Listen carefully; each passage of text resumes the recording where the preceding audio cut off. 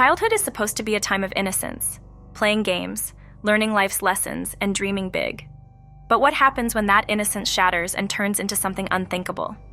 Today, we're diving into the chilling world of children who crossed a line no one ever expects. From shocking betrayals to crimes that rocked entire communities, these stories force us to question everything we thought we knew about the nature of evil. In this episode of Bloodspot, we uncover the haunting cases of kids who committed murder. Viewer discretion is advised. Let's start in Newcastle, England, 1968.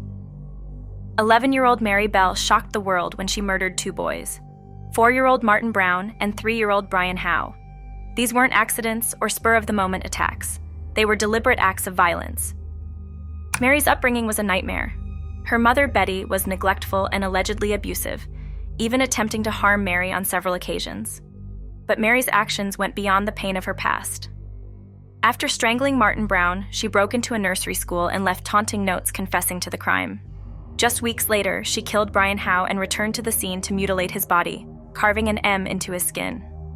What made Mary's case even more unsettling was her demeanor. She attended Brian's funeral, reportedly laughing and taunting his grieving family. At her trial, experts described her as having psychopathic tendencies. She was convicted of manslaughter and sentenced to 12 years in custody.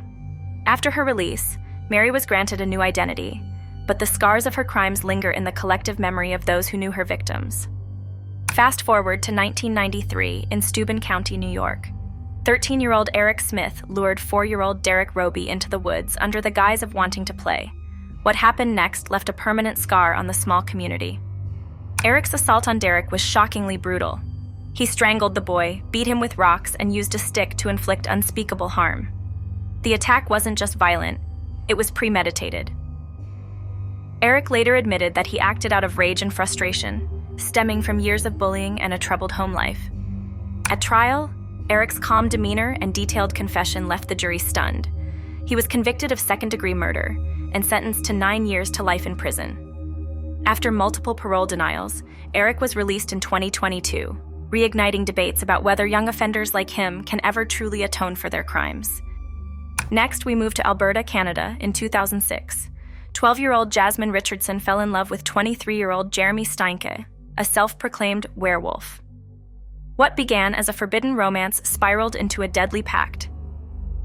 Jasmine's parents disapproved of the relationship and tried to end it. In retaliation, Jasmine and Jeremy plotted to murder her entire family. On a fateful night, Jeremy killed Jasmine's parents in cold blood, while Jasmine herself stabbed her 8-year-old brother Jacob to death. Their reasoning? They believed killing her family would allow them to be together forever. Their crime shocked the small community of Medicine Hat, not just for its brutality, but for its sheer audacity. Jasmine was sentenced to the maximum penalty for a minor in Canada, 10 years in custody, including community supervision. Jeremy, however, received a life sentence with the possibility of parole after 25 years. Today, Jasmine has been released and reportedly reintegrated into society. In 1999, Lionel Tate became the youngest American sentenced to life in prison without parole at just 13 years old. His victim, 6-year-old Tiffany Unick. Lionel claimed he was mimicking wrestling moves when he fatally injured Tiffany. However, the severity of Tiffany's injuries told a different story. Forensic evidence revealed over 35 separate injuries, including a fractured skull and a lacerated liver.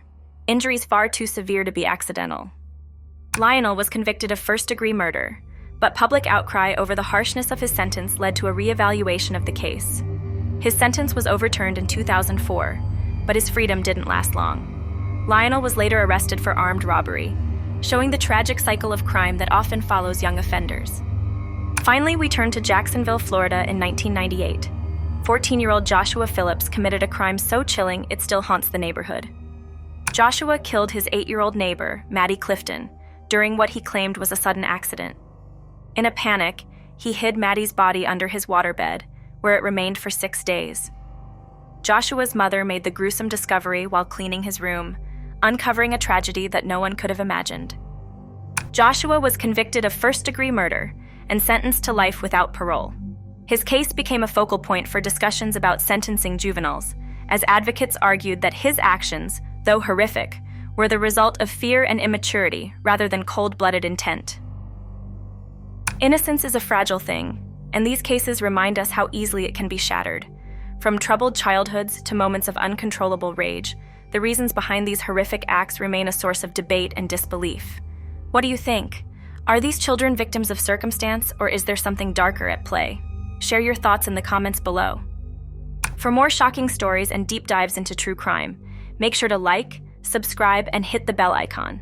This is Bloodspot, where we uncover the darkness that hides in plain sight. Until next time, stay curious and stay safe.